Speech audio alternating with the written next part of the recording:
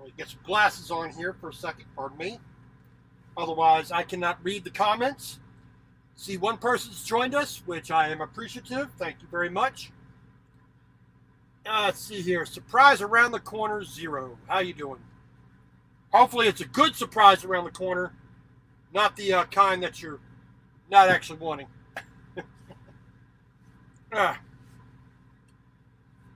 So we are, oh, good old NYC. What borough are you actually in? Mr. Brandt, welcome, sir, welcome. It's going to be as exciting as ever. Not.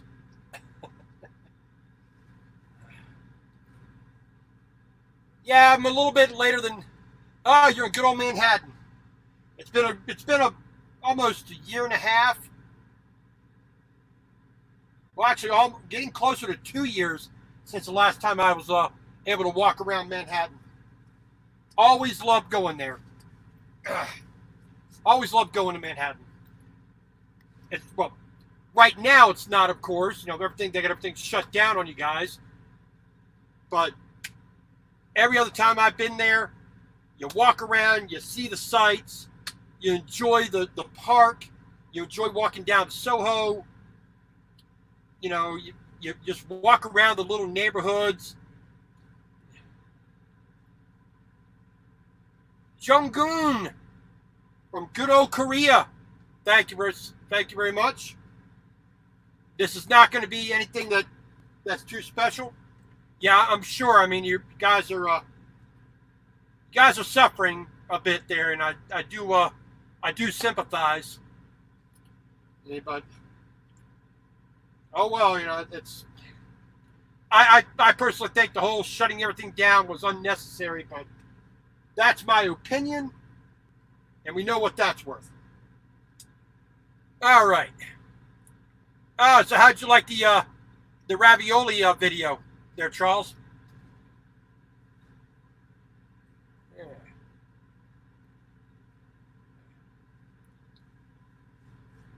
It's pretty. No, I'm slowly getting a little bit better using the machine. If you don't know,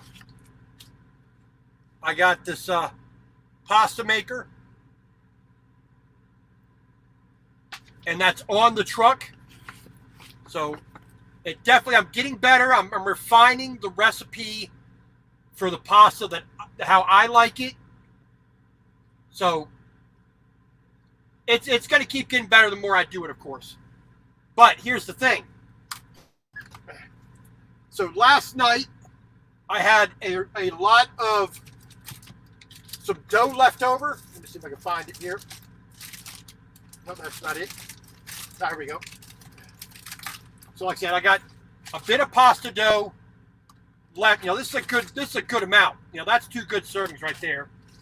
And I have some of the cheese mixture, the cheese filling left over as well.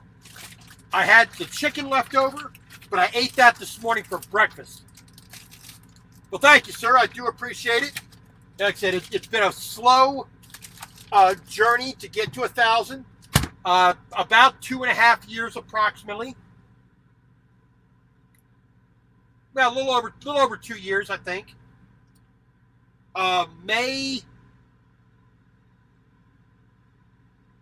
28th is the actual 2-year mark. You know, I've done other things, you know, private videos with family and whatnot, posted them on a private channel. But for a public channel, Rhonda, how you doing? Well, dinner is going to be starting soon. Like I said, just something I've done before. A simple stir-fried vegetables, a little bit of marinated chicken and rice. Nothing too fancy. I did, when I was at the Walmart the other day, I did see some halfway decent pork chops in there, but I wasn't quite in the mood for pork chops, and I had already gotten everything else I wanted, so I just did not have room in the old refrigerator and freezer here. This is it, you know. So I just did not have the room to get the pork chops. I mean, I really wanted them, so. Say lovey. All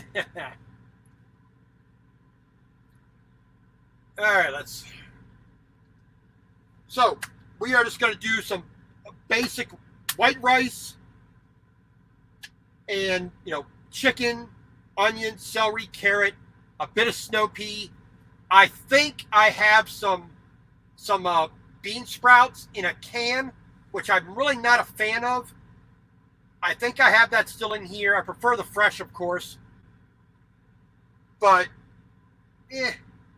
I'm gonna use it no matter what. Get it used, get it out of there. I'm not gonna ever buy that again. It's not. I did it on a pinch. Then the very next day I found some fresh, so it just sat in there. I'm gonna use it to get rid of it, just to give me the space that I need.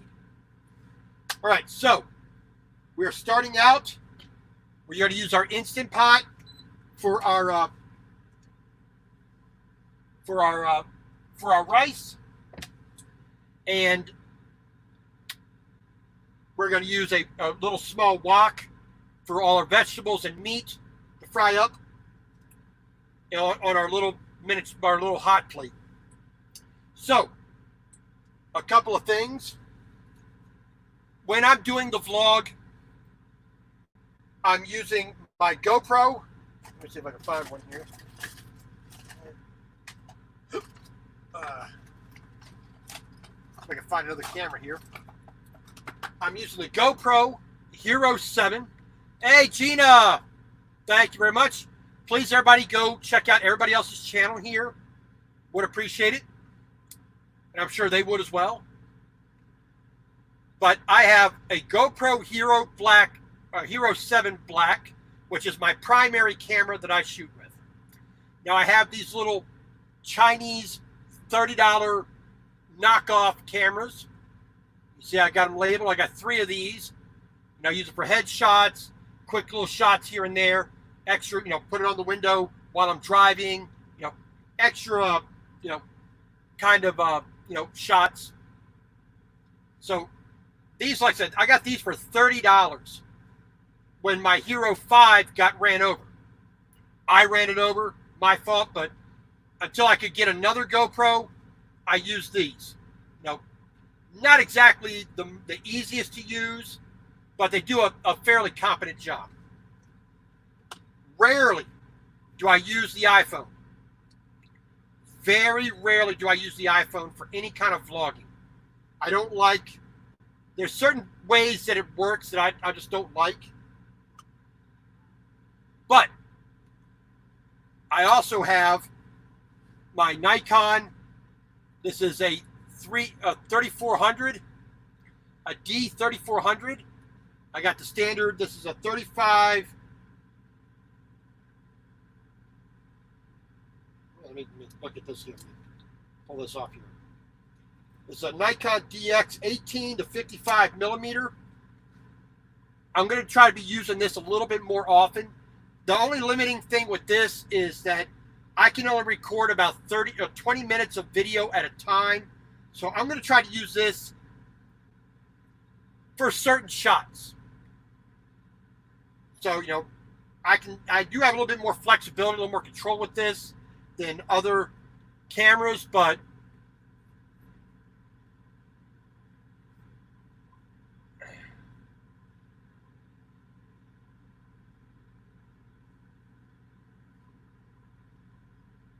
this camera is okay for some things, but I want to replace this with a real camera, a good full frame, like 50 megapixel camera. I would like to replace that, but that's going to take a little while. But you're going to see some footage from this, being fed into the vlog. So that's coming. I won't say exactly soon, but that is coming. Now, on to dinner, which is why anybody's really here. So, like I said, we're going to be using the Instant Pot to make our rice. Normally, when I'm cooking and cleaning, I will clean the dishes in the truck. I will, I use the Clorox, Lysol, Great Value disinfecting wipes wipe them out real quick, and then wash them out, dry them off, and they're good to go. But because everybody panic buying and all that jazz,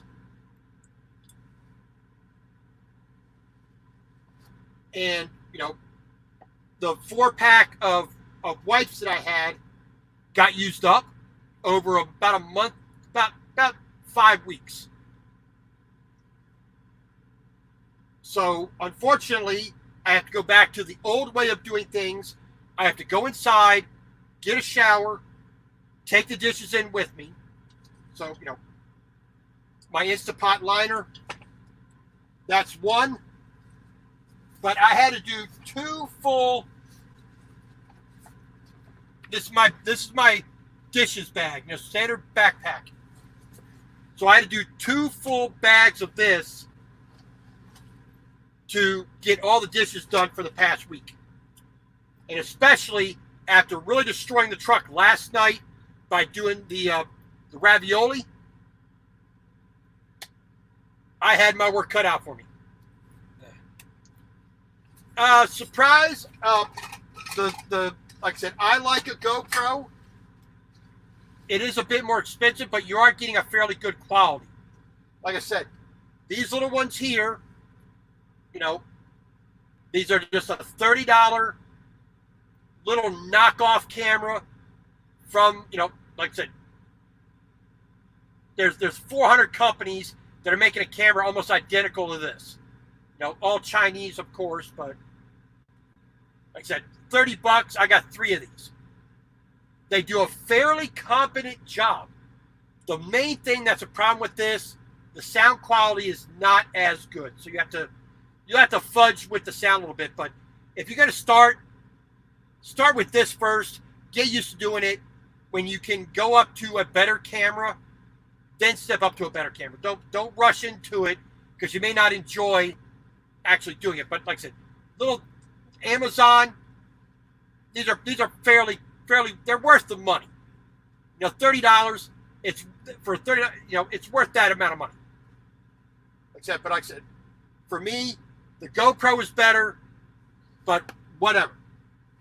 So, like I said, we did 2 bags full of dishes. So, I'm just gonna unload this here real quick. So I have 2 liners for my Instapot. I have the stainless steel one it comes with, but I've also bought a non-stick one as well. I prefer this when I do things like rice or really thick, sticky sauces. But this was pretty good, So we're just gonna dry that out. So we're gonna use this one for the rice. Fits right there. I got a steamer basket for the Instapot. You just I'm just gonna take everything out of here real quick. While I'm cooking, I can put things away. So I got vacuum sealable containers, which when you go to marinate something, it works really good. Standard pot. Here we go. And this is, I got a couple of plastic plates, a couple ceramic ones here. Can't get that position right. So I got some ceramic bowls. I got some cheap plastic ones, which I got from Walmart for 50 cents. These are actually pretty good. They're microwave safe. They don't stain, which I'm really surprised. The plastic they used for these, I'm thoroughly impressed. I got a couple of 8-inch little mini woks, which we'll be using one of these. Standard, cheapo pan. And, a standard, and a copper non-stick pan, which is okay. But, it could be better. It could be better. So we're just going to dry these off real quick. Like I said, when I go take a shower, I take the dishes in with me. I got basically unlimited hot water. Now, if I was at a Pilot Flying J truck stop, it would have been a free shower, but because of where I have to pick up my next load,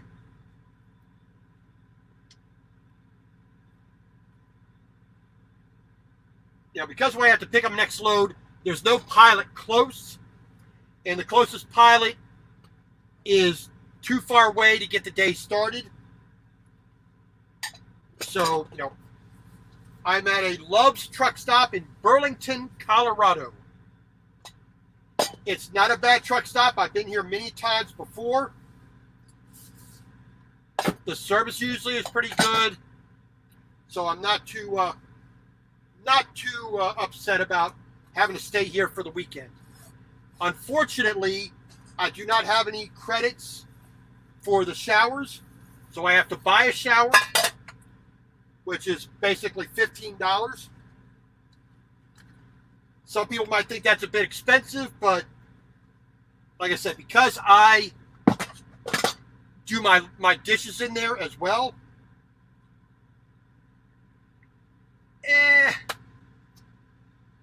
I get my money's worth. Like I said, 2 days in a row, I got a shower for $15, and I did a load of dishes while I was in there. So I'm not exactly suffering by that. Don't want to pay for a shower. I mean, I have free showers at a different, truck stop, but that's just the way it is sometimes. All right, so let me get this put out the way there. Move that out the way up there. There we go. All right, so we got ourselves some water. See if I can't find me some rice in here. Pretty sure I got some. All right. Thought I had some. Here we are. Just to hit it. All right. It was just hiding.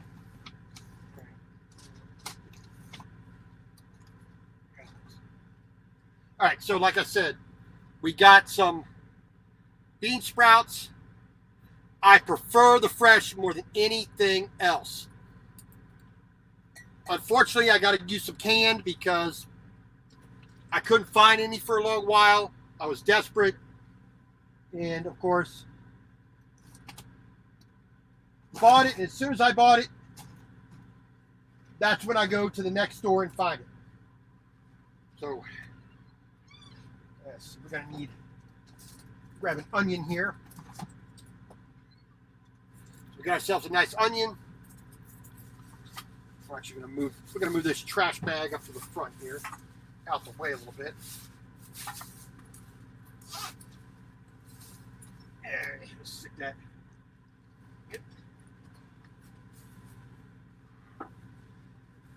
There, that'll work. Yeah. Okay, so most standard Japanese rice cookers, you're going to measure the water differently than what you do with the Instant Pot. So I'm going to make a little bit extra rice more than I need to. Normally I make maybe just 1 cup for myself, but I'm going to make 2 cups of rice. Now this is a kind of typical sticky rice. Nope. I'm just going to fill that up to the 2 cup mark. Yeah, close enough. So like I said, this is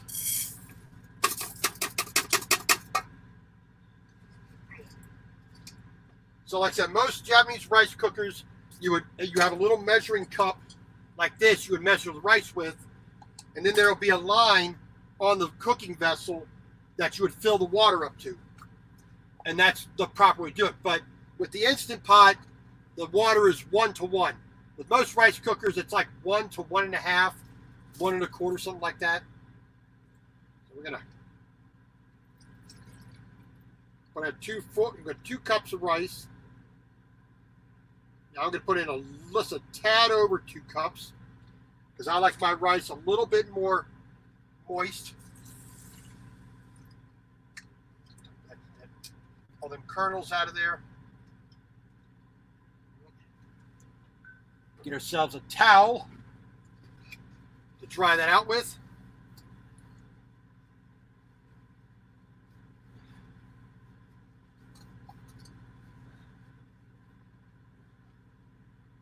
Well, surprise, I got you fooled. I'm just a simple guy. I am boring as all get out. I try to be funny. Whether anybody laughs, I don't know. But, like I said, I'm just a simple guy doing a simple job. And if I'm in any way entertaining, thank you very much for having that opinion on me. I appreciate it. All right, so we are going to fold this up here again. Little spring clamps you would use at an office. Works well just to keep a bag closed. We're just going to stick that up here out the way. Put that up there. All right. So now as we do, we get the lid for the Instant Pot. This will have a good deal of pressure in it. So put that on, lock that. So we can't. Put that on the floor here. Gonna hit the button that says, this one says rice. Yes, that's the one that says rice. There we go. All right, so got that locked. So we got that started. Now we got to figure out where we're going to put everything else for the moment. I'm going to slide that over here out of the way of the door. Now this cabinet here, it holds the vast majority of my food. It holds the vast majority of my cooking tools. And like I said, it's not exactly designed the way I want it to be, but there you go. So, let me pull this out here so I can demonstrate. All right, so between every pot and pan, I use a dish pan like this. I mean, a dish rag, kitchen towel, whatever, to try to keep them from rubbing together. Got these here. That way, they don't wear against each other as much. Put that one there, like that. These bowls do not sit in here, but you can see my kitchen right there for the most part.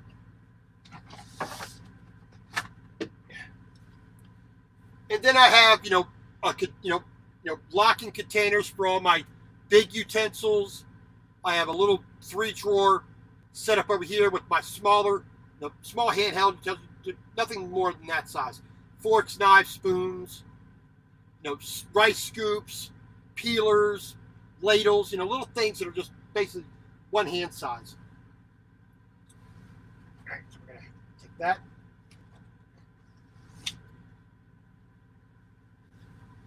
And then, of course, other things got to be put away that I don't just have, all the room in the world to, so they're going to sit kind of just in there. Since they're not rattling against anything, I'm not going to worry about it. These actually go up here. I'm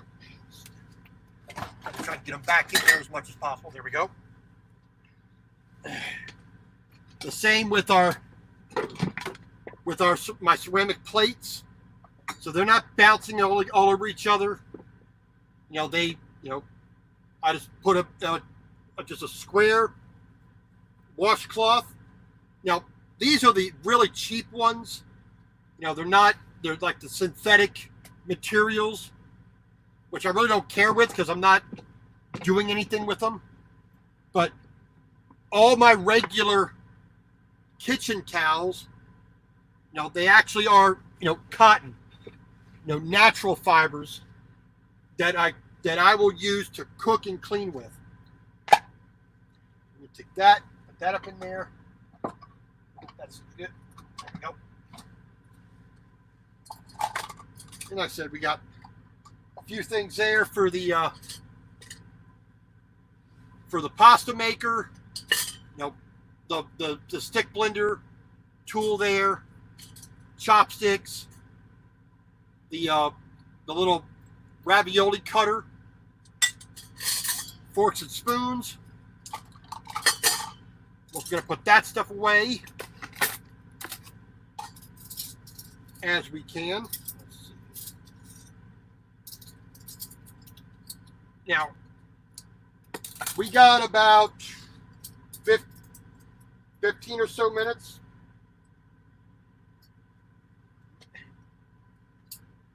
We got at least 15 minutes for the rice to cook. So we're going to get all this stuff put away. We're going to prepare our chicken and our vegetables. Let's stick that up there. So we got a little bit of cutting to do. This is the pan we're going to use,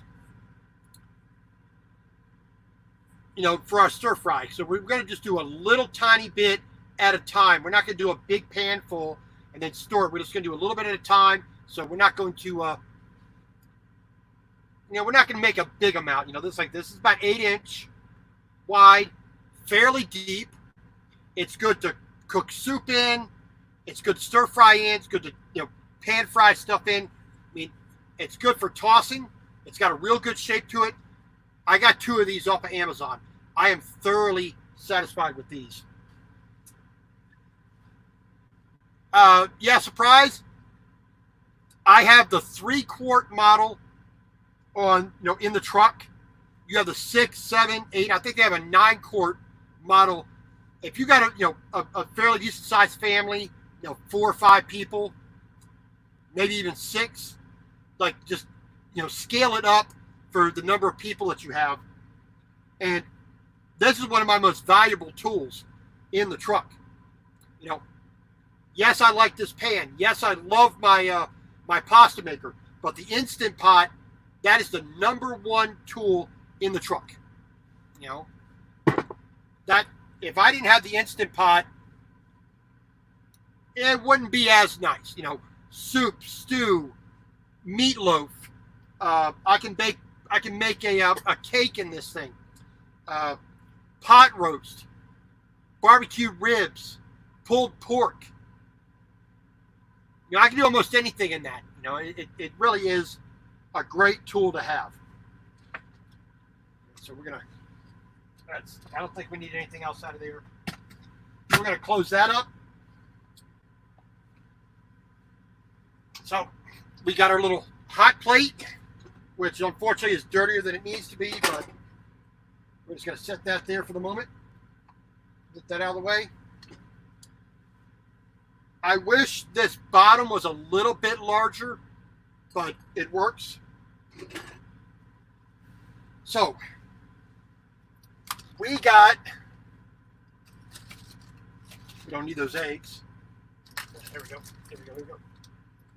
So, I got 2 chicken thighs marinating in different ways. So, this is the chicken we're going to use here, marinating in soy sauce and a bit of garlic.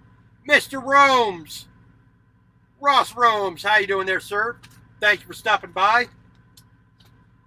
This bag here has a Hungarian spice mix on it, which I absolutely love. So here's the brand of spice mix right there. Szeged, I believe is the proper pronunciation. But this is one that's basically a chicken blend. I got a good steak and beef one.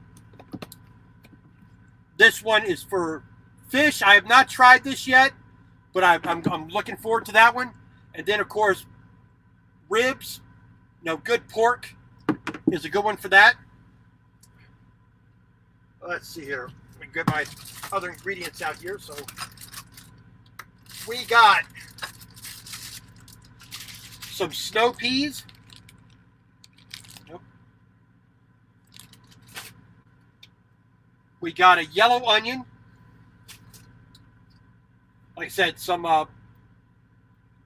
bean sprouts, which unfortunately I got to drain these, which is going to make just a big mess. Here's some more of the pasta dough from last night, which I had for breakfast. Made a little dish called rags. So we got a little bit of celery. We're gonna chop some of that up. We got some carrot. We're gonna cut one of them up. And we got some green beans. So we're gonna put a little bit of that in with the chicken. Yep, put that up there. And we got various other. I just throw that up there. We got various other condiments. Let's see, A1 steak sauce, barbecue sauce, wishbone Italian dressing.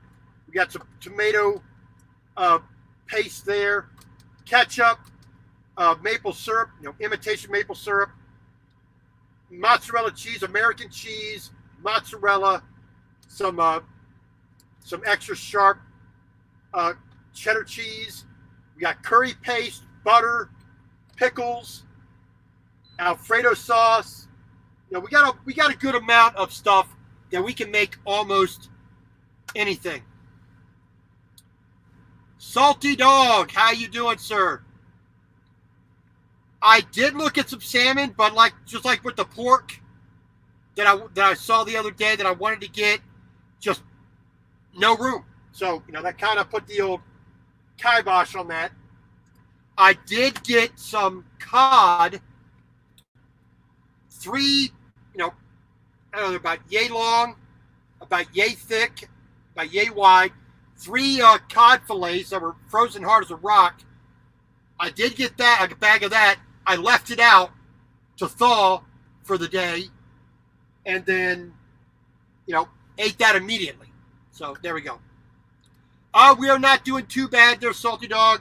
I'm still in Burlington, Colorado for the entire weekend, picking up a load of crane mats, basically big wooden squares, while they're that they use to support the crane so it doesn't sink into the farmer's field while they're building the windmills.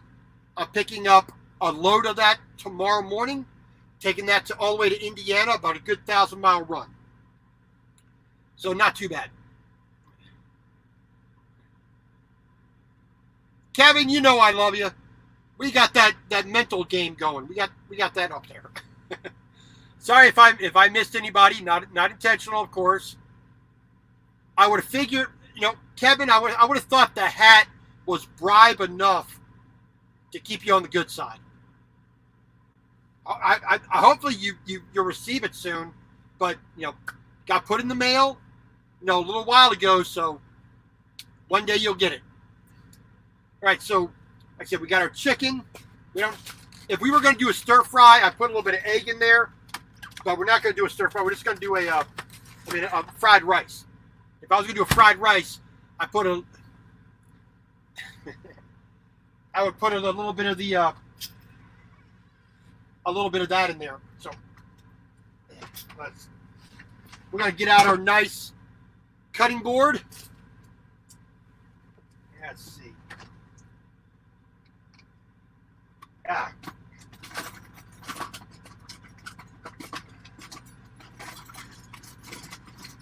I'm not going to use the fancy knife for this. I'm going to use the old knife. Right, so this is the fancier knife, the one I like a little bit more. Good, halfway decent. It's got a nice Damascus pattern on there. See the shape of it there. We're gonna use Old Reliable, so we're gonna put that one up to the side there. This is my old standard, chef knife. We're gonna use this one for doing the vegetables up. All right, so we need a couple of things. So we got our chicken here in the bag. We'll cut this last because it's got the liquid in there. Just going to stick it off to the side. We got a vegetable peeler, which I'm going to use for the carrot. We got our knife here. We're going to do a little bit of fancy cutting, I think. Let's see what we can do. And we need a plate. We're kind of, do like the French chefs say, mise en place. Basically, everything in place and ready. So we're just going to set that right down there, I guess. So we got to wait for the rice to cook so we can prepare everything else.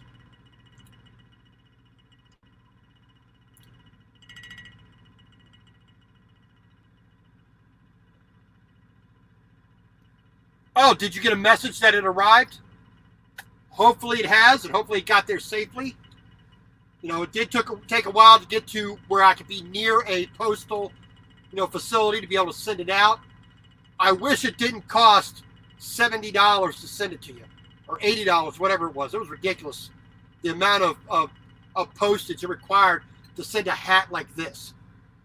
It is ridiculous. Oh, it's ridiculous. But in my eyes, worth it. So, like I said, let's see what we're going to start with first. We are going to start with a few green beans, I think.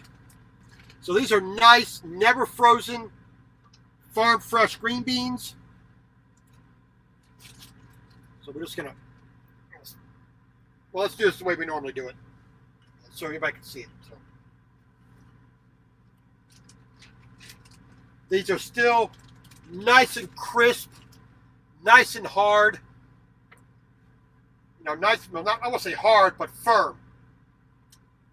So, nice knife there. Trim off the ends. We're going to use this bowl that I had the stuff marinating in to hold the waste. Go.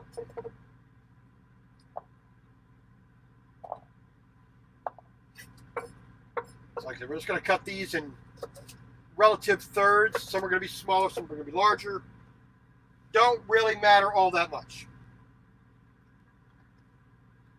So this, I'm going to be making enough here for 2 good servings, just for the simple fact that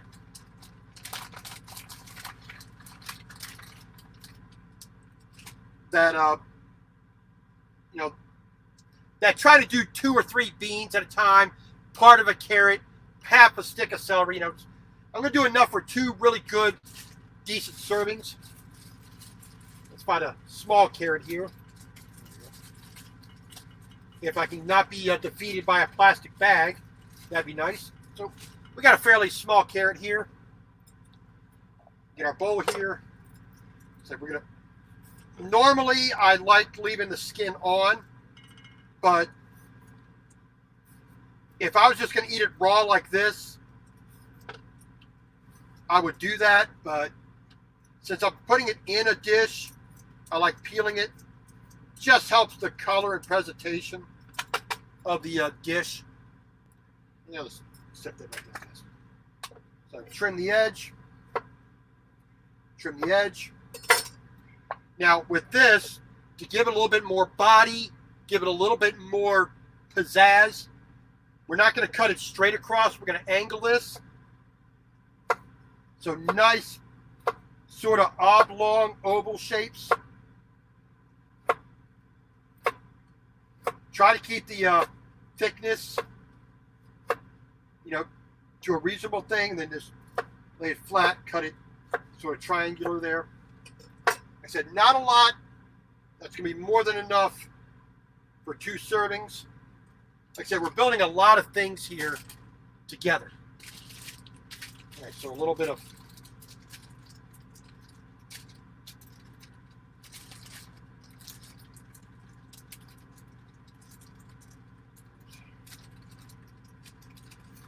of course, it's one that doesn't have any perforations on it, so we'll just do that. Just going to throw that plastic in there as well. So I want a little bit more celery, so we're going to do 2 nice big sticks. Like that there. And put that out the way. Oh. Let's take the Hungarian chicken and put that back in the refrigerator. So we're just going to, again, trim the ends. Still nice and crunchy, nice and as fresh as I can make it. So I'm just going to kind of stack this up. Now we're going to slice this not straight up and down, but sideways.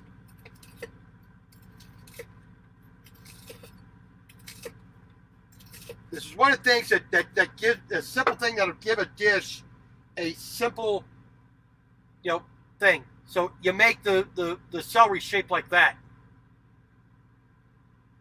which gives a little more body.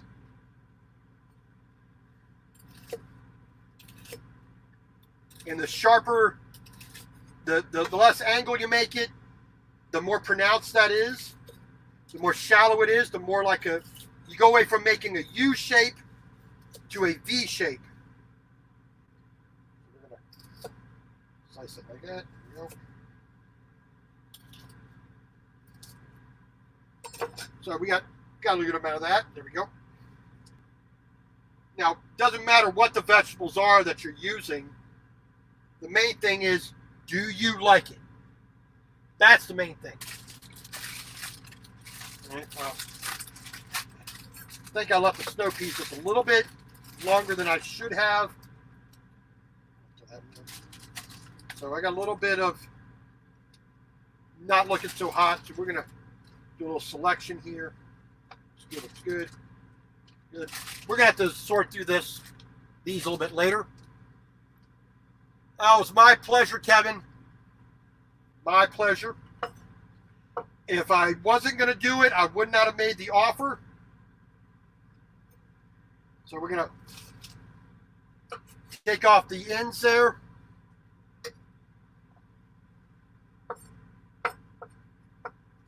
I'm just sorry it took several months to get near a post office that I could, at least be in walking distance of. There we go. All right, and we need our onion. So I'm going to take some of that paper off there, some of that outer skin. So there we go. Now, red onion, yellow onion, white onion, green onions, glass onions, what kind of onion you want, not a problem.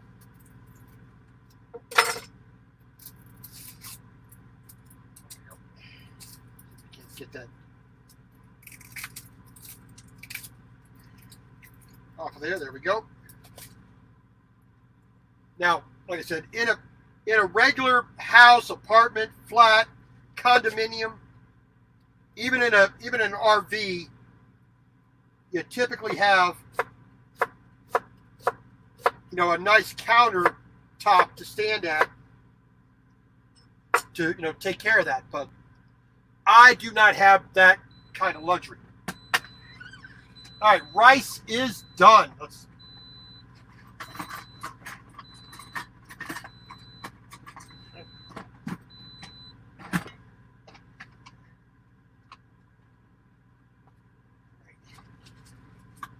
grab a little Ziploc bag for my for the remaining onion. Bing, bang, boom.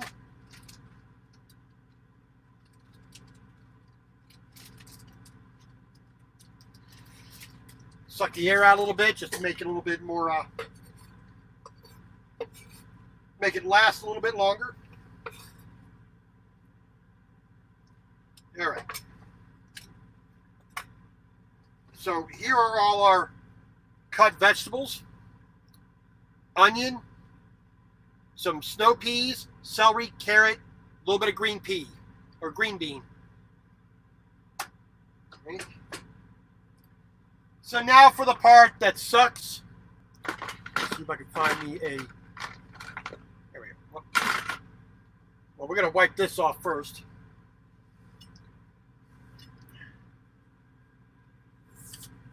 So we're pretty much done with that. that right there. We don't need the cutting board anymore. I'm gonna stick that right here for the second. Let's see.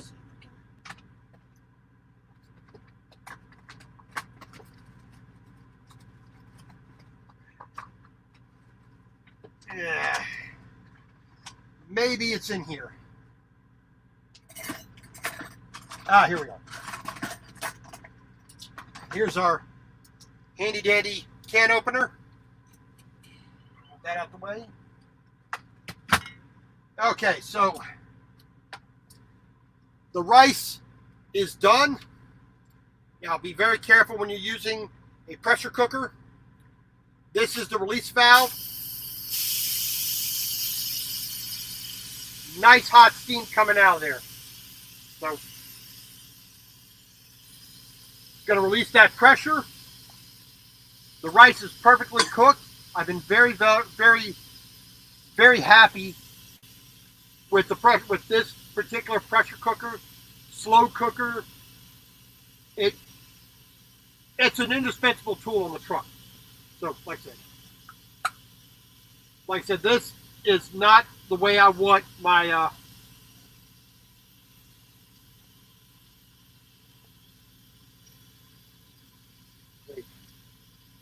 I like my bean sprouts as fresh as I can get. But no, sometimes you got to make them compromises. Well, salty.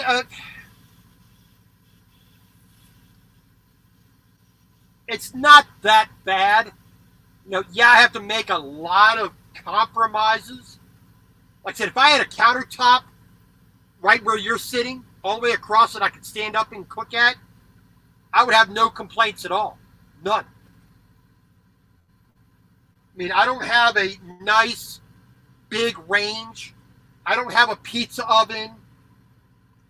You know, I don't have the room to make pasta by hand, to make bread, to make, you know, to really do a lot of stuff. I don't have a freezer which I can make ice cream in. But, you know, the tools I do have, I am learning how to really refine them down to the absolute minimum. All right, so here's our bean sprouts. Like I said, not as, you know, they've got a little bit of crunch left to them, but not what it's like to have fresh. You know, so, but let's take a let me get another plate here. We got a nice spatula for our rice. When the pressures is finally gone, we can open this up. Now, unfortunately, the camera doesn't really do it justice. Hopefully, being on a red plate will compensate for that a little bit. But so we got a nice plate of sticky, you know, what they call glutinous rice. So it holds together, doesn't separate like that converted rice or wild rice does. But that's pretty good. You know, nice.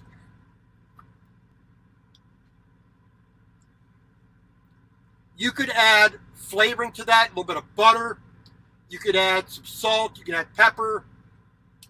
You could add barbecue sauce to it. You could add, you know, chicken stock, beef stock, whatever you want to that to flavor the rice while it's cooking.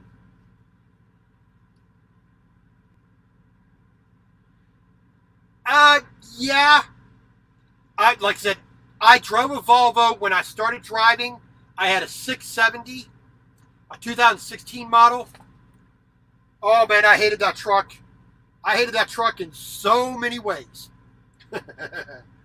When I started seeing the pictures of the 760 and the 780 with the table and the fold-up bed, and it's like, you guys are gonna get some luxury.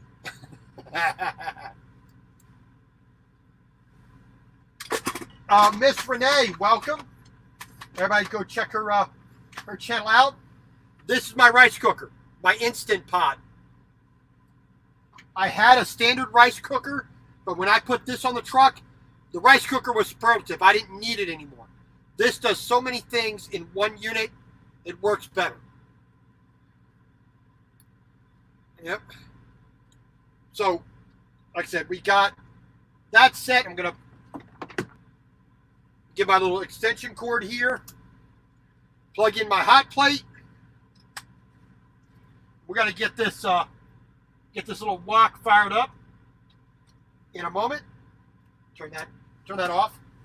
The first thing we got to do, we got to get our chicken ready. So I'm going to throw this little scoop of rice here back into the pot.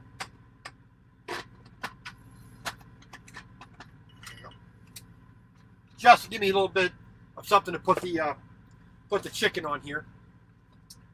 All right, so get our handy dandy cutting board out again. Like I said, we got our vegetables ready, along with our bean sprouts. I'm just going to stick that up there for the moment. The only real seasoning I'm going to put on the stir fry is going to be some black pepper and some raw soy sauce. Well, soy sauce while I'm cooking it, then raw soy sauce on top when I'm done, because the flavor does change when you cook it. So, like I said, black pepper, soy sauce. The chicken has already been marinated. You can see the marinade in there. Oops. With garlic and soy sauce, so that's going to be just fine and dandy. There we go. Try to get the chicken as dry as possible before we take it out of the bag here. Bing, bang, bang. There we go. Now this is 2 chicken thighs. Set that bag right there. Hopefully it doesn't tip over. That's 2 chicken thighs, deboned, and it's skinless, but you know.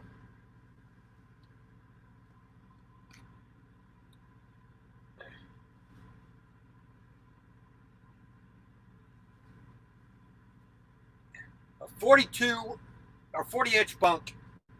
I have a little bit more space than you do, so that's the back of the driver's seat right there. That's the back wall right there. So I'm driving a 389 Peterbilt. It's a stand-up sleeper. I don't have a flat top. If I had a flat top, I'd really go insane. But company vehicle, you take what they give you. So we are going to let's get this down there. Mr. Nathaniel Lee, how you doing, sir? Good to have you here. Let's turn that off. Okay, so we can do this in several ways. We can just cut it in little squares. We can cut it in long strips. 1 and 2, get real fancy, cut it in a circle. Get our stick blender and blend it up so it's like a paste, like I did for the ravioli. So we're just gonna roughly strip this out. I think that'll be just fine. This blade obviously needs to be sharpened, which I gotta give me a decent sharpening stone. I ain't sharpened a knife in a good long while, so I may have to just get one that's a little bit more preset. Now this chicken thigh does have a good amount of fat on it. If you're one of those people adverse to having fat, I pity you, but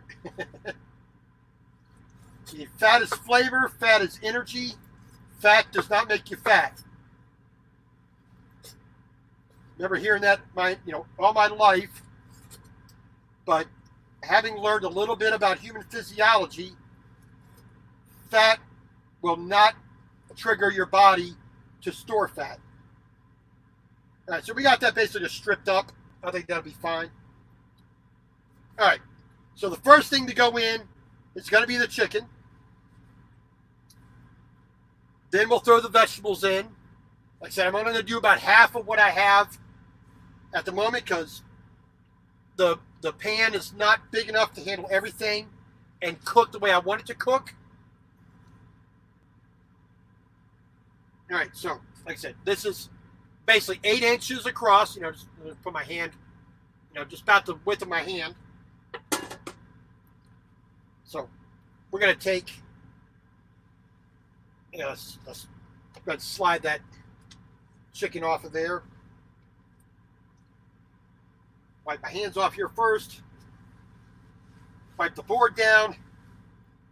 I will be going over this with some alcohol, which is basically all I have left later on. Because I don't have the disinfecting wipes, so I have to kind of change up what I'm doing here. Stick that out the way. So, chicken and vegetables. And we're just going to throw that on a little bit of rice. We're going to set that right there for the moment. And I'm going to use one of my nice Japanese, real, imported from Japan ramen bowls. I tell you what, this sort of pattern here, my family had a pattern that was very similar to this, all white on the outside. This is about the closest I could actually come to that pattern. The one that I used to have, the one that my family used to have, had a dragon like this, had a slightly different, Chinese pattern here to confuse the dragon. Did not have the cloud, but the dragon had a little fat man riding on it, and it was all white on the outside with a little bit of design on the outside. But the shape and the size is basically identical. But I got these from a company called Akazuki, which is a Japanese company. I got this and some actual rice bowls. Now, let me actually go ahead and show that. Okay. So when I got 2 of these, right? And I got a nice box of some rice bowls, little serving bowls. May I go ahead and show each of them here? So, nice little designs. Here's a comparison for the ramen bowl to the rice bowl. Now, typically you would use this, pardon the crappy chopsticks, but you would take all your ingredients, have a little bit of rice in here, bing bang boom. There we go. So I got a little sunburst design, one with a vine, little vine, like a willow leaf design. Here's one with a fish scale design, and it's got a little vignette, little house and whatnot on the inside. This is one with the cherry blossom design on it. And the last one here, I can't remember what the design, what the plant is on that one. I thought it was supposed to be pomegranate, but no. So I got that with the set. Thoroughly, and I have not actually used these yet. I was going to wait till I actually, cook a dinner with a friend or two and go from there and use those. So here's all of our trash. We're going to stick that up out the way so that doesn't get knocked over. Our vegetables, our chicken, and of course our bean sprouts we'll just take right out of the can. I'm just going to use the chopsticks to stir with. So we're going to turn that pan on. Get that nice and hot. Now, the only fat that I have that I'm going to be using in here, I have 2 fats on the truck.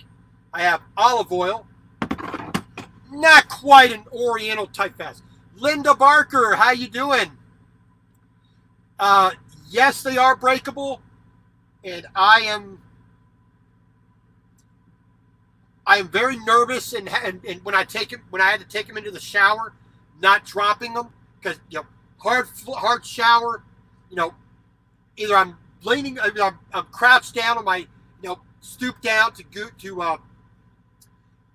wash them, or because if I have the soap in my hand, they slip out, shattered, gone. I had 10. I started out in trucking with 10 of these little ceramic bowls from IKEA. Nice little size, comfortable to hold. I mean, got a little bit of a grip to them when they're dry. When they're wet with the soap on them, I've dropped 8 of these in the showers. So I got 2 of them left. All right, get that out of there. All right, so like I said, we got the olive oil for a fat, but I'm just going to use good old-fashioned butter. Good old Kerrygold butter. Love that stuff. I am not a big fan of sesame oil. I'm just not, I think that's because that's more of a Chinese thing. I grew up in Japan for 10 years of my life, as a child. Sesame oil is not high on the list of flavors that I like. I love Chinese food. There is a lot of influence into Japan from China. But like I said, sesame is just not one of my things. It's like 5 spice powder. Not one of my flavors that I really like. But there you go. All right, so please remember that I have a good amount of training and experience using a knife.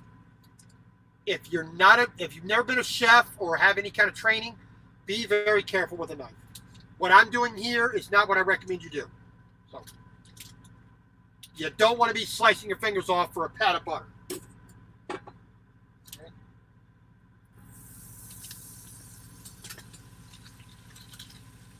All right, let's.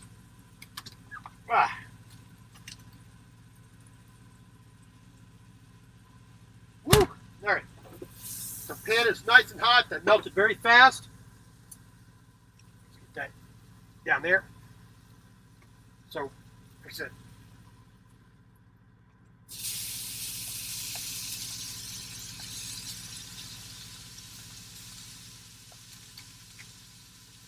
there we go. Bit of the chicken. Stick that right there. It's been flavored, marinated for 2 days in garlic and soy sauce. This soy sauce, the Kikkoman, which is a Japanese brand soy sauce.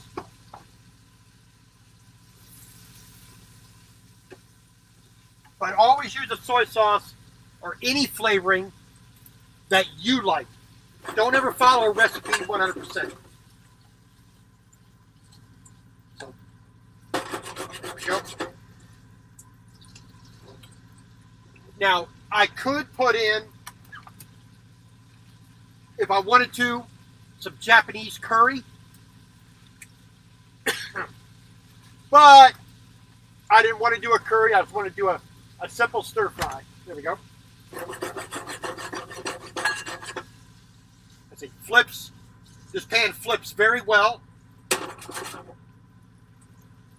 I wish I had other pans that flipped as well as that. I've had some where I really have to be very precise with it. Oh. Salty dog. This is the closest I come to something disposable. This is the actual closest. I do not have paper plates, plastic, bowls. I do not use little the little loaf pan tins and a plug-in thing. Everything that you would have in a house is what I have in the truck. All right, that butter and that soy sauce is mixing in there. There we go. So we're going to take the rest of our marinating liquid. Going to dump that in there as well. Not going to waste that. Put that up in the old trash bin right there. So that'll make a little bit of a sauce for everything else. All right, chicken is done. There we go. Not looking too shabby. So we're going to take a little bit of onion, a bit of celery, a little bit of the snow pea, green beans, a little bit of the carrot. Yeah, we'll do that. There we go. And I'm not trying to really cook the vegetables. I'm more just making them hot. So I have some red pepper flakes somewhere in the truck. I don't know where it went to. I would put a little bit of red pepper in there too, but I just don't know where it went to.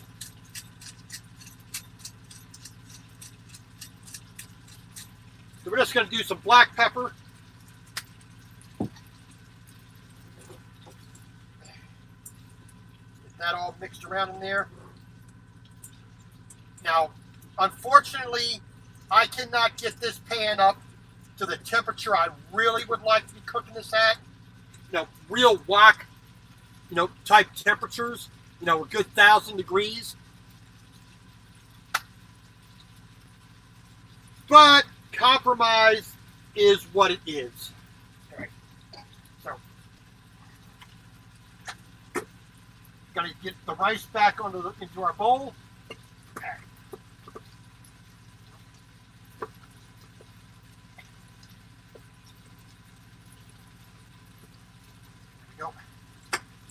A good helping of the rice. Get that there out the way. There we go. There we go. Now, at the very last minute, our bean sprouts.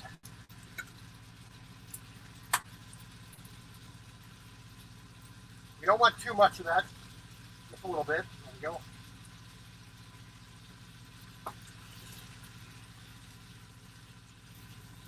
They're going to heat through real flipping quick. Like I said, we're not trying to really cook the vegetables. We're just trying to heat them through just to get some temperature in there. So a nice bowl. You can see that rice all too well. The white on right, the camera doesn't do too good. Let's see, Mother Visit Japan, front back. The scale serving bowl with a picture of a big blue fish on the bottom. That's the best way to have it. Like I said, if you look up on, just do a Google search, you will find, I'm going to cover that up. I don't want to see that.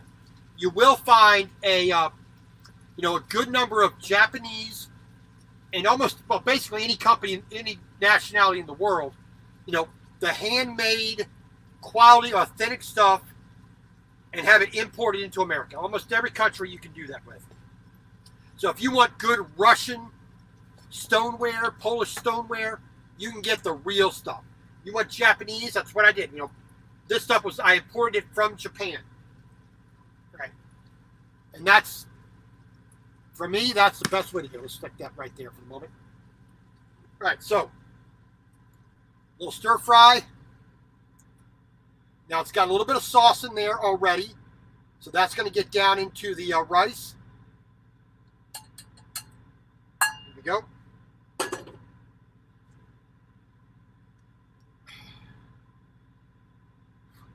And as you can see, it's very, very cold in here. It's steaming. All right, so like I said, at the end, a little bit of raw soy sauce. I like the soy sauce that's mixed with the chicken and the butter. I like the flavor profile of the soy sauce that cooked with that. I like the flavor of the soy sauce when it's raw. I like all of that stuff together. All right, so as I usually do, talking about the cost of this meal. So this is a pretty big, your standard ramen bowl. Here's my hand, just covers it, a little over 8 inches wide, and here's the depth of it right there. So about the depth of my palm, right? So a good 8 inches wide, about 3.5 inches deep. The rice, the chicken, the vegetables, all the accompanying sauces and spices that I use. If you tried to buy this at a restaurant, this right here by itself, the one single bowl, is going to be at least $10.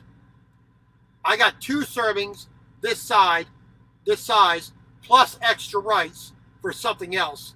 The total cost for this meal, double that, plus there's extra, is approximately $3.45. Approximately $3.45. And like I said, if you really sat down and thought about that, that's a pretty good price. I did this for approximately 1/3 the price of what you can get at a restaurant. And like I always say, it's not just, for me, it's not about saving the money. That's a benefit. Well, that's a side. Let me take these glasses off so I can, I'm not glaring at everybody. It's not about the money saving for me. It's primarily about the fact that I get to make what I want, when I want it, how I want it. Hey, Backwoods. Good to see you. Thanks for coming in. I appreciate it. But like I said, if I wanted a chicken stir fry, I'm going to rely on that restaurant to make it the way they want to make it. We all have a Chinese carryout or delivery near us at some point in time. Almost everybody in the world has one. But every single one's going to do it slightly different.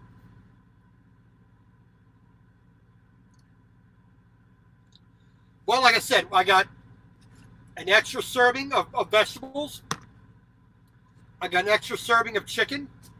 I got at least another 2 servings of rice in the rice cooker. So today there will not be any leftovers, because when I'm done with this bowl, I'm going to make a secondary bowl. But there we go.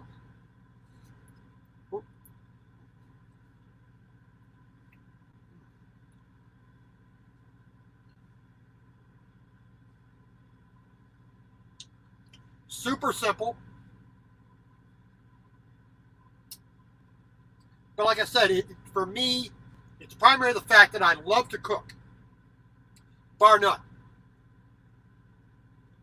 Before I had my little downturn several years ago,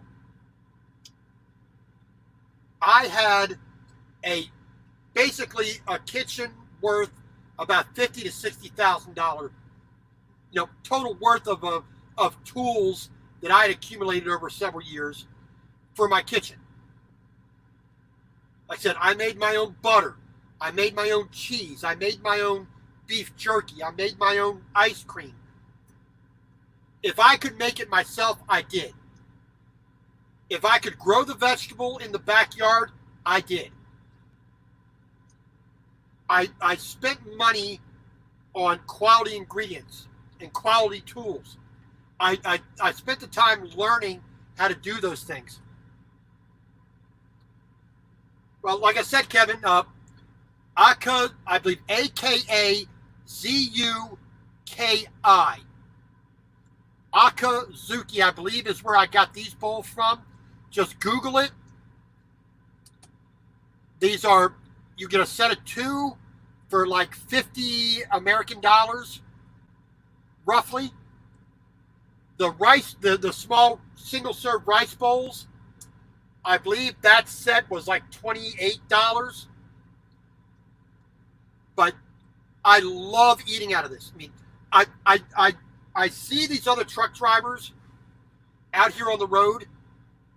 The only thing they eat is either at the restaurant, at the truck stop, or right next to the truck stop, or they only eat things they make in a microwave or a little, what's called a Burton lunchbox.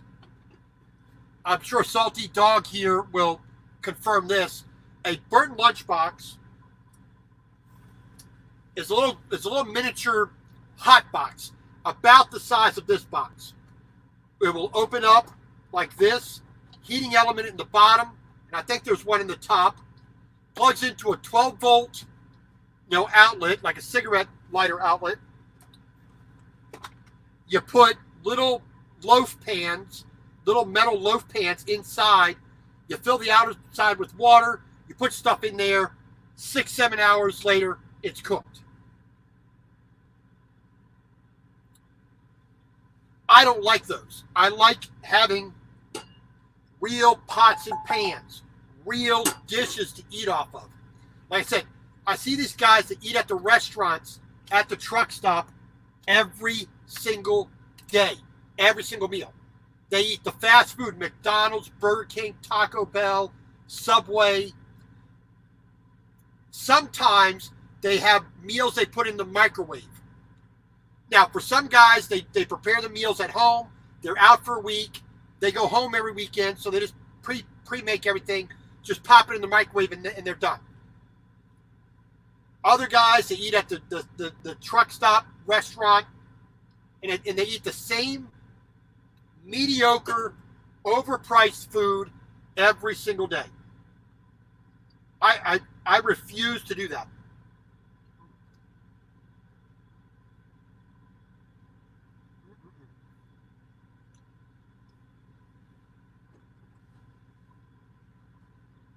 And like I said, for me, I love cooking. 2, when I want to have a particular dish, I don't have to hunt down a restaurant to go to. I don't have to get on the phone and use Uber Eats or DoorDash or Beyond Menu or whatever that's it, and try to find something in the area that'll deliver to me. That's fine once in a while. If I know I'm near a Red Lobster and they will deliver to me and I want a particular dish from Red Lobster,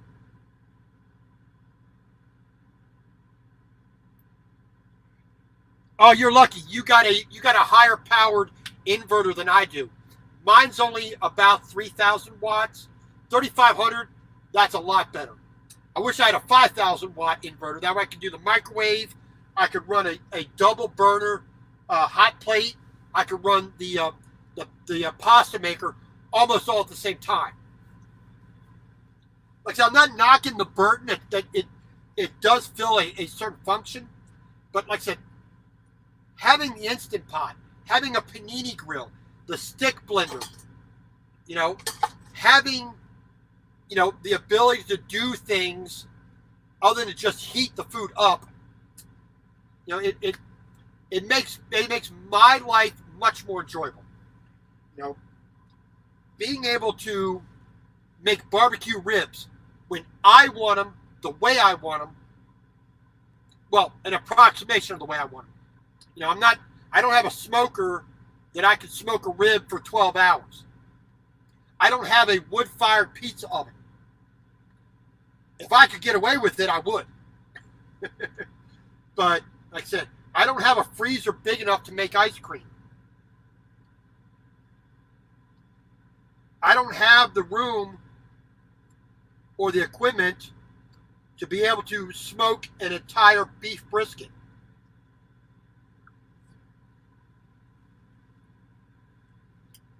I don't have a nice oven with a salamander on it where I can make a really good glazed steak or a barbecue chicken with a good nice glaze on it. I can't bake a a nice apple pie properly, yeah, I mean, I do have to make those concessions. But basically about 95% of what I like to cook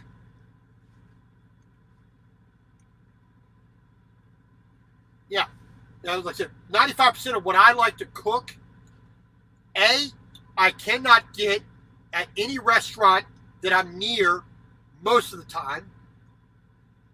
Two, when I am near it, I don't know what I'm getting, so it's like I'm not going to take the chance, or even worse, I do know what I'm getting if I order through them, so I'm going to avoid that whatsoever.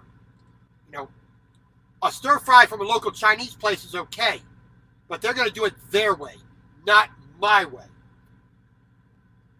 If I'm going to pay that amount of money, you're going to do it my way. So why not eliminate that, that problem altogether and just do it myself? So I do it myself.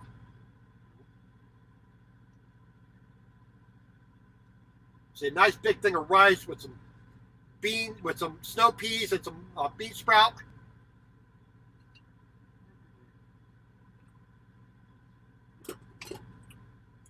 Magnificent. Love it. Well, see, that's the thing. There are certain things at certain restaurants that I absolutely love the way they do it. Okay, so I'm from Baltimore, Maryland. This place no longer exists, but when it did exist, I was there all the time. Right next to the Inner Harbor in downtown Baltimore, over past the aquarium, there's a little section called Little Italy. In Little Italy, you had a bunch of Italian restaurants, of course. Little Italy. It's maybe 4 blocks by 5 blocks, big. There's like 4 or 5 good Italian restaurants. Well, let's say passable. There's 1 or 2 that are really good that I like going to. But I used to go to the Catholic church there for services. St. Leo's. Now, you go to Mass, you come out to one of the restaurants, have a cannoli, have a little bit of dessert, you have a little lunch, went out, maybe come back for a little bit of dinner, whatnot. Not a bad time, not a bad Sunday in my book. A good Mass, then come back and have something to eat afterwards. Really authentic Italian food. Then some of them were Italian Americans, so they weren't as good, but the ones you knew about, you went to. But I digress. But around the corner, there was an Ecuadorian restaurant around the corner called Max's. Max's Empanadas. Now, most Americans think of empanada as a apple or a fruit-filled, kind of like a Cornish pasty for Kevin, a fried pie, But they did Ecuadorian meat empanadas, like a Cornish pasty. Absolutely amazing. Beef, chicken, pork, mixed with the potato, mixed with banana, mixed with the Ecuadorian spices, was absolutely amazing. That is one of those few restaurants that I could never, in any way, shape, or form, duplicate those recipes. I begged, I cajoled, hell, I even tried to bribe the owner of this store. He would not let me have the recipe. Unfortunately, not a whole lot of the people appreciated, that restaurant. and I missed it immensely. The closest I came to anybody doing something similar is way up in Missoula, Montana. There's a lady up there who does an Ecuadorian and Peruvian style empanada. Very, very similar.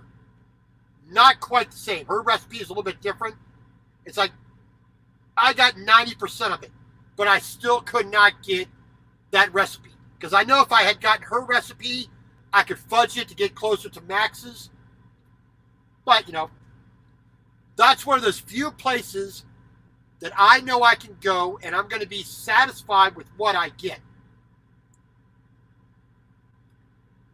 And there's very few places like that for me. Because I'm a picky bastard.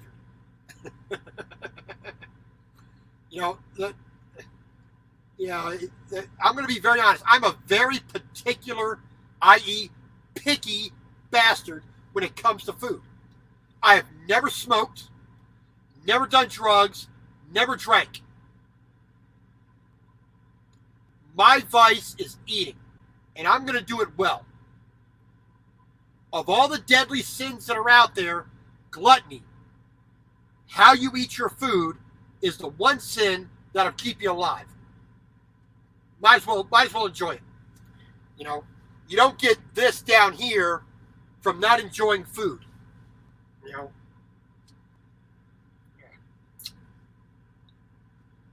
Oh yeah.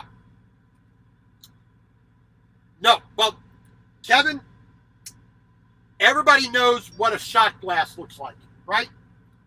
Shot glass is about yay tall. I've actually had about that much amount of raw alcohol, beer, wine. Of course, I'm not talking about communion wine. That's something entirely different. I'm talking just recreational drink, about that much.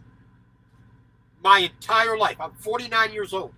I have never liked the taste of alcohol.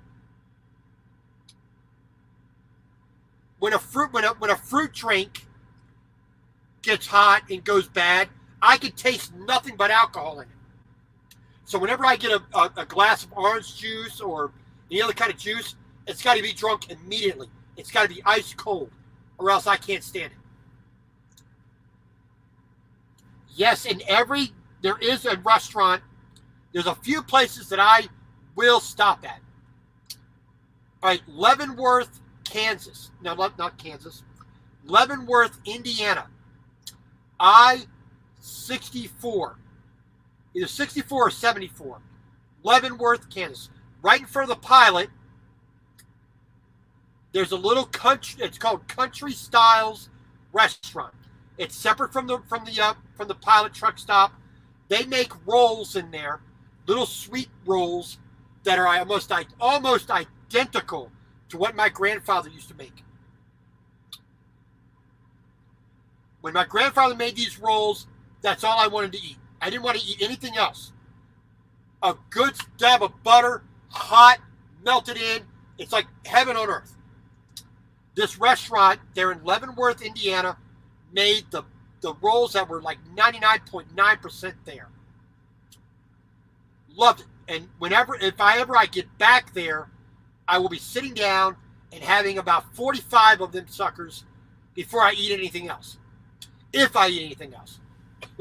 a big thing, steaming bowl of these rolls, and a glass of water, and a big thing of butter. I don't need anything else. All right? Now, US 287 in Memphis, Texas. Right next to the Sonic at the Loves there in Memphis, Texas on US 287. There's a place called Fat and Happy Barbecue. Great place to stop. Love the food. Look it up. I think you'll appreciate what the guy does. There is a barbecue place there in Missoula, Montana called the Notorious P.I.G. Do a pretty good barbecue for Montana. Those are a few of the places that I will not pass up. The only other place, which is a shame that I had to find it this way, the only Japanese restaurant in the entire United States, one Japanese restaurant that I found that makes real Japanese food. They have Japanese cooks, they are Japanese owned, and Japanese immigrants will eat there. You can't say that about most other restaurants. Whatever the nationality of a restaurant, A, it's got to be, the food's got to be prepared by them, by that particular nationality. It's got to be owned by that nationality, and it's got to be frequented by that culture or nationality. That's when you know it's truly worth going to. Unfortunately, I've been to Japanese restaurants where half the staff is Mexican. The owners are actually Taiwanese or people from Hong Kong or China. It's like, how can you make Japanese food if you're not Japanese? It's not that you can't do it. It's just not right. It's like soul food. You need an old grandma making soul food, or else it's not right. You can't have a German making soul food. Doesn't work. Yep, Notorious P.I.G. Love that place. Great burnt ends at Notorious P.I.G. there in Missoula, Montana. Salty Dog, yes. I'm on a WhatsApp link and met Trucker Rudy recently. Look at his outdoor adventure with Trucker Rudy. I'm on there. Did a little interview with him. Met up with him up in Beloit, Wisconsin, a little while ago, or South Beloit, Indiana. Sorry, right on the border. I talk to him all the time. Like I said, he's on my WhatsApp. Friends there. Always showing pictures of food. But like I said, you cannot get certain things done properly and have it, I can follow a recipe. Like I said, I got my pasta maker right here. I have the ability to make pasta anytime I want. But I am not a 95-year-old grandma from Liguria. I cannot make pasta by hand the proper way and have it come out the way it's supposed to. I can do an approximation. That's all I can do. So when I meet that 94-year-old grandma who knows how to do it, I'm going to pick her brain. I'm going to say, please cook for me.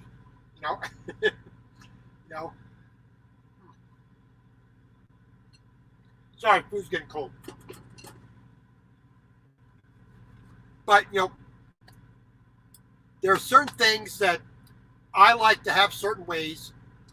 And when I find a recipe that I can do to my satisfaction, I'm not going to go to a store, to a restaurant to get it. Okay? So like at the Pilot Flying J truck stops, they have the hot bar. You have various things, corn dogs, macaroni and cheese, green beans. They make a meatloaf. It's okay. It is meatloaf, but it's not real meatloaf to me. The meatloaf recipe, which I have 4 of, depending on my mood, I'd rather take an hour to make the meatloaf myself than go to any restaurant to try to get a meatloaf. Linda, no, I do not drink coffee. Do not like tea. Do not like coffee. Do not like alcohol. Like I said, a big old glass of ice cold water, which I need a little bit there. That's my number one drink. I can't go without. A super tall glass of ice cold water satisfies me like nothing else. I like hot chocolate. If I'm gonna have something hot, I'll do a chicken broth as a tea. Just a chicken broth thinned out, a little bit of water. nice and warm. Drink that like a tea. I love Pepsi. I love Mountain Dew. I like a good orange juice. A good glass of milk. But it's got to be ice cold. Warm milk is not my thing. Ice cold milk, either strawberry flavored, chocolate flavored, or regular. Depending on what color cow you have. The strawberry cow, of course, are red. Brown cow gives you chocolate milk. White cows give you white milk. I don't know how that works, but it seems to work.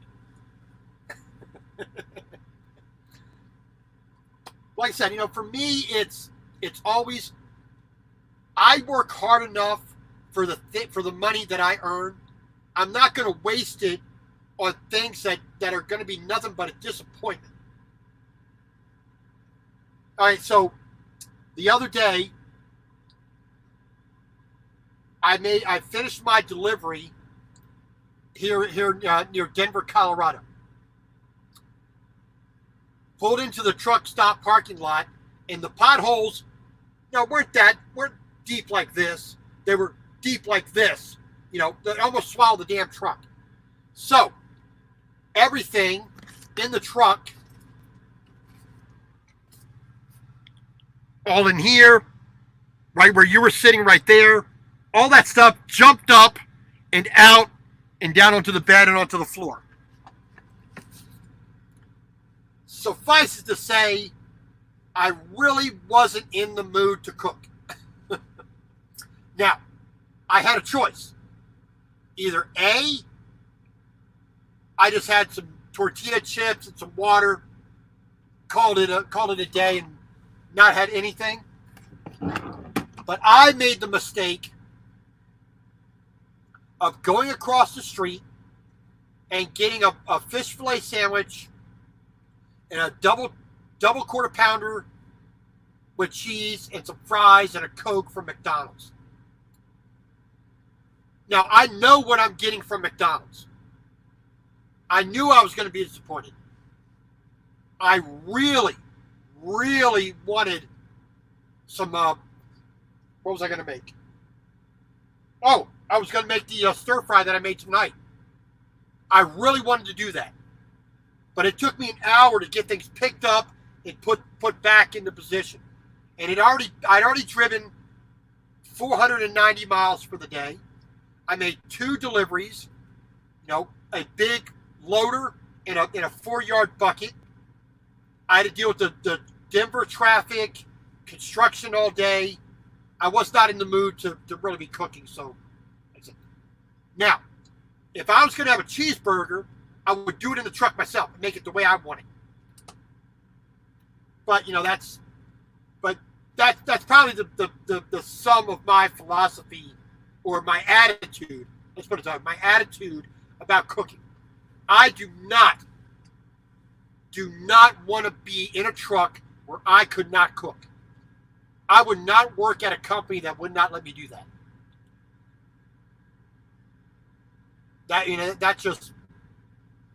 I would go insane. I would literally go insane. Now, I got a friend who's a truck driver as well. His truck, right here, he does not have any of these cabinets like this. He didn't have this cabinet. Right from this point right here, you go forward a couple inches, that's his back seat. Basically, he gets out of the bed, he's almost sitting in his chair. At least I have like a 4.5 by 2 foot floor space here. So I have a little bit more room. But I couldn't live in a truck like that. I couldn't work at that company. I would say, thank you very much, I'm out of here. No, thank you. But he's home every week like you are, Salty Dog. So, he does very simple food on the road, microwave soups and, cheese and meat wraps and, sandwiches and things like that. He doesn't cook in the truck. I would go insane. Yeah, backwoods, yes, definitely has to be ice cold. That has to be the most Arctic, frozen, near frostbit cow to give me the ice cold milk. And then when you dunk a good Oreo cookie in there, not much better than that. You know, I'm still a 5-year-old when it comes to a dessert. Simple, simple, simple. You know, Oreo cookie, fingers getting all wet from the milk, bam, done. Hey, Salty, here you go. Here's a good recipe for you. A good 80-20 ground beef. You mix in 1/4 by volume, 1/4 good fatty ground pork. 2, the second ingredient after the pork, a little bit of bacon.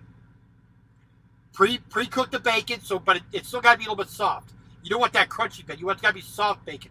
I know Kevin hates that. Mountain Dew is pretty close to life. I got to agree with you there, Kevin. But a little bit of salt, just barely cooked bacon in there. You form your patty. Salt, good sea salt, and black pepper on both sides. Grill that up so that just barely, everything is just barely browned out all the way through. Not like a steak where you leave it a little bit red in the middle.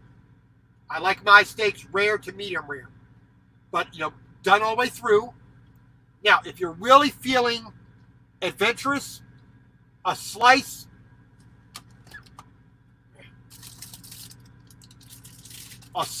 of Kraft Singles American cheese.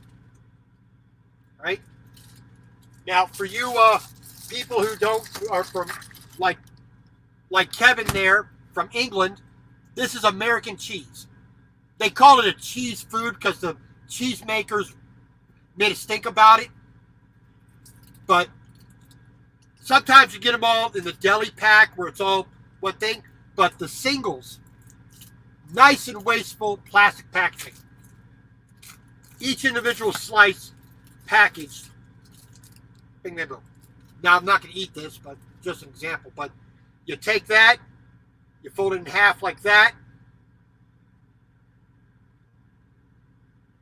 and you fold it in half again. You just put a nice triangle. Stick that in the middle of your cheeseburger and let it melt all together.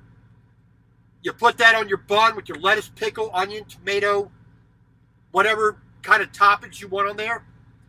You put the cheese on the top as well. But you bite into a burger with this nice ooey gooey goodness, this fondue of cheese in the middle. One of the best burgers you can ever have in your life. If you did that at home, Salty Dog, if you got kids, they will love you like nothing else. Yes, Kevin, we all know about your affinity for burnt bacon.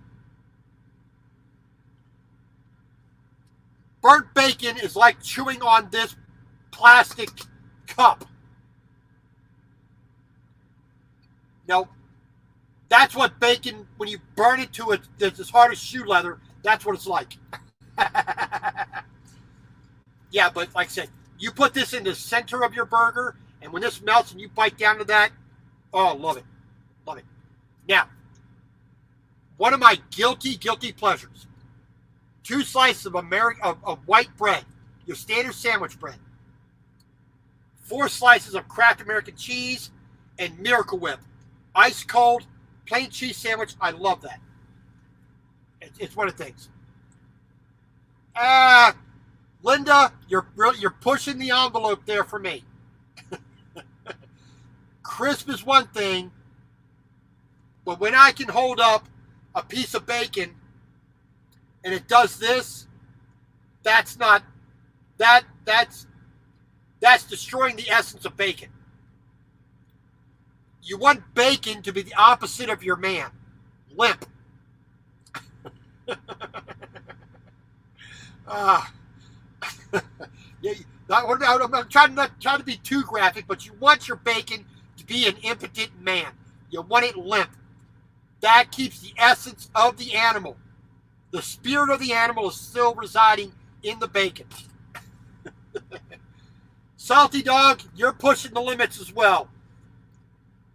The only time you have crispy bacon is bacon bits in your salad. That is it. Well, Salty Dog, you're not an animal, are you? That's just bleached out bacon. You got to eat that. You fry your bacon up. You have a bit of the bacon grease there. You fry your potatoes in that. Then you fry your eggs on top of that. You put it all on the plate. You wipe it up with some toast. You leave it clean once you're done eating your breakfast. That's the proper way to have bacon.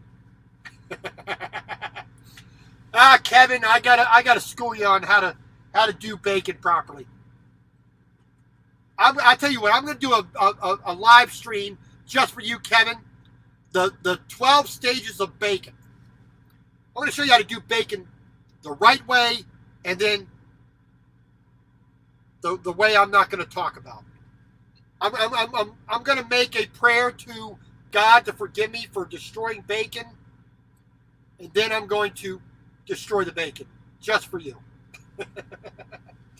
All right. Well, we are approaching 2 hours here. This is where I normally like to cut off the live stream. I think I pushed your patience and tolerance for this as as much as I can. I'm going to try, Kevin. I'm going to try. There are certain British foods I can't.